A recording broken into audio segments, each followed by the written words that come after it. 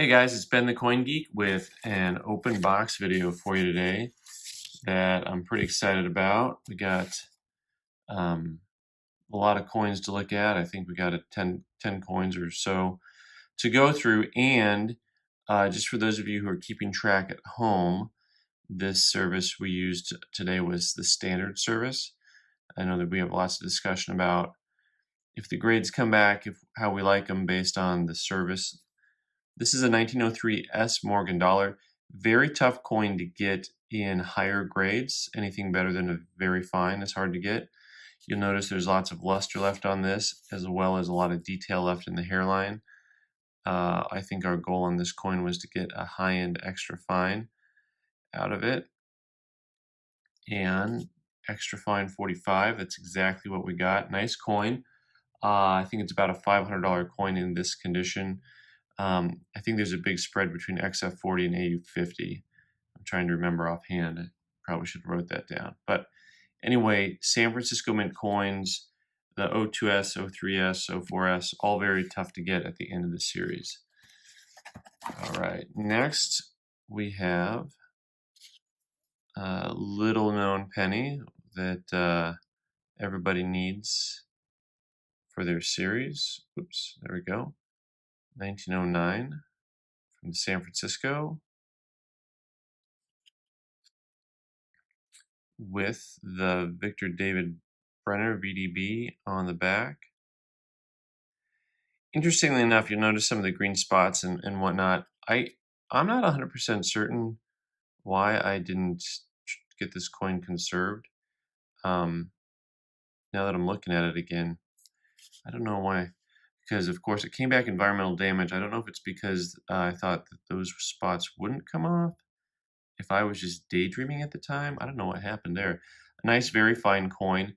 Probably still worth several $100s, even with the environmental damage. It has a couple of green spots to it, but it's not overall that bad of a looking coin. And for someone who needs it for their set, it's gonna be a good filler. Did I happen to mention to you that this box has a few key dates in it? Ah, man, the 1922 No D. There are different die pairings for this. There's only one die pairing that's considered the actual no mint mark. The other ones are considered to be partial mint mark or weak D, which is a very different thing. You look at the coin up close and you won't see the D, but it doesn't count. This coin has to have that second two, has to have that real sharp look to it. And then it has to have what they call the strong reverse, which is to say a lot of detail. The other ones have real mushy reverses, just real flat all around. This came back VF20, nice coin, probably a $500 to $600 coin. Real tough key date for anyone who's looking for putting together the penny set. They're probably going to need that. We're going to keep with the penny parade. Some of these I know we had previewed before we sent them in. You remember some of these cents. Here's this 1877, which has the Liberty mostly legible. The shield is strong and intact.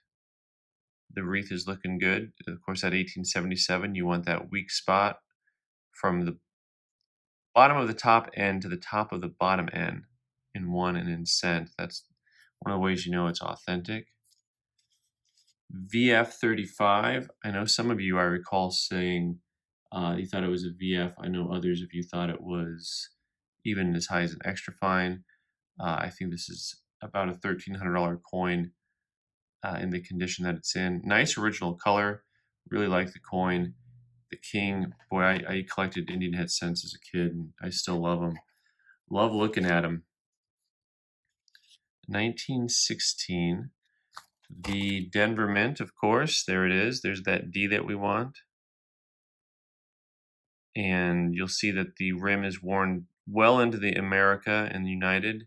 So we're probably not going to get the good 4 out of it, which is what you hope to get. Let's take a real close look. AG3. Nice coin. Tough key date. Anyone who's looking for one of these is going to have to Well, this is the grade that most people end up buying anyways nowadays. The AG3, this is a coin that's appreciated a lot over time. I think the AGs are still selling at about $400 or so. Really a tough coin. All right, this is one of my favorite varieties. This is the 42/41. And you can actually see that one just popping out under the 2.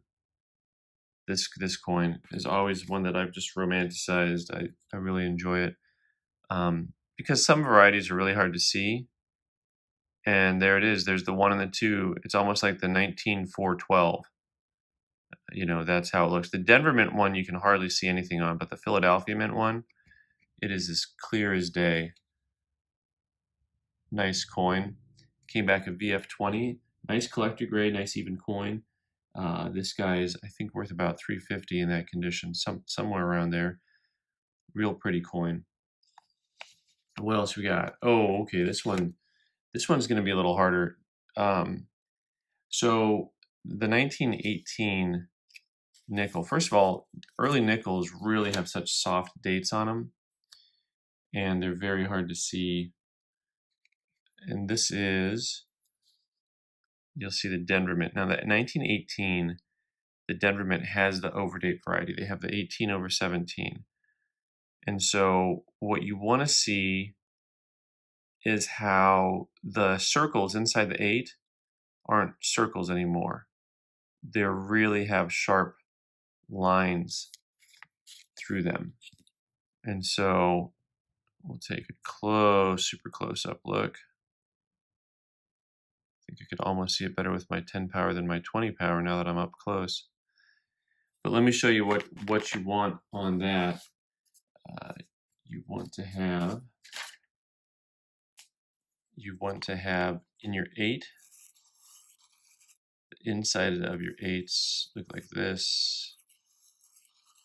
But because the 7's going through it, the 7 comes through it behind it, and you can't really see the 7, but it blocks this and it blocks that.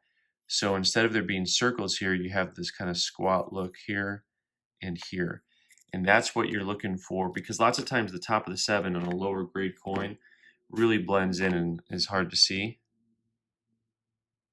But you can just see how those, it almost looks like a $sign or an S, a backwards S, when it goes through there. Really great coin. I may or may not have already mentioned how much those guys are trading at. I think that's about a $500 coin, $600 coin, somewhere in there. As long as I'm on nickels, here we go, 1937. And you already know, it's the 3-legged variety. One of the things I always point out is that you want to see that corrosion on the back leg to know that it's not a counterfeit. You see how corroded the back leg looks. You'll also see a lot of corrosion usually on the back of the neckline, that corrosion. So lots of times if you see these in an album and you can't see the back of the coin, you can usually tell it's a 3-legged buffalo, because you will see all of the little corrosion in this area here. So 1937 3-legged buffalo. I think that's also about a $500 coin. I got a couple of big dollars for you to look at next, and then we'll call it a day. 1871 seeded dollar. Overall, really nice condition. Nice even tone and texture. It's not really bright. It's not really dark. Nice steely gray color. You've got most all of your detail here in the shield. You can read Liberty. Not a lot of flatness there over the legs and the arm. Liberty you can make out most all of her head, even some of the hairline. And then on the reverse of the coin, we're going to look at a full shield, real nice feathers, talons, the whole 9 yards. Really nice coin. So they call this an extra fine 40. Nice grade, good coin, nice collector grade. It's not a super rare coin. This one is about $400. And finally, a coin that is just really, I think, super. For those of you who collect peace dollars, I think you know probably what mint mark this coin is, because I'm showing it to you and telling you it's a super coin. right? 1934, and you can guess the grade while we're sitting here looking at it, but there's that San Francisco mint mark, 1934S. Really nice, nice luster, nice original toning. Has not been dipped or played with. You can see just a little gentle toning throughout the coin. Really a good looking coin all around. And if you didn't guess, AU58, I like the coin, I like the grade. It has just a little bit of hairlines at the high points, um, and really, really a great coin. So this coin, for those of you who don't collect, is at minimum $1,000 coin, and that seems crazy if you don't collect peace dollars. See there, you can see a lot of the hairlines moving over the surface of the coin on the neckline and on the cheek. But 34S, extremely tough to get in the highest grades, AU58 nung, uncirculated, very difficult coins to come by. So anyway, that was a fun box, and I'll tell you what, everything came back really, really close to how I thought it would. So huzzah. Thanks for watching. I'm Ben the Coin Geek. You can subscribe by clicking on the button in the corner and watch more videos on the right side of the screen. Thanks.